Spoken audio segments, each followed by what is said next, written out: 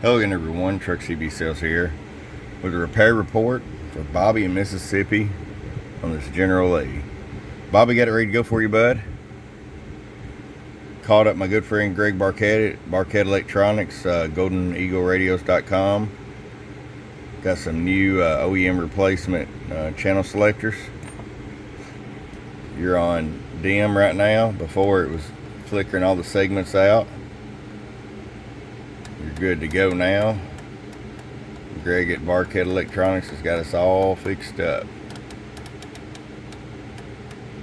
And of course there's your bright. Also, repaired where it was fading in and out. Did tune alignment, voltage regulator upgrade. We'll show you on low power first, 25 watt slug. There you go, it's a 1.5 watts. You're going to run an amplifier with it, that'll run great with your amplifier. Show you what it's doing. Hello, hello, hello, hello, hello, hello, hello, hello, hello. 50 watts. Put it on high. There's 5 watts. Hello, hello, hello, hello, hello, hello, hello. 50 watts. Show your average power swing. Hello.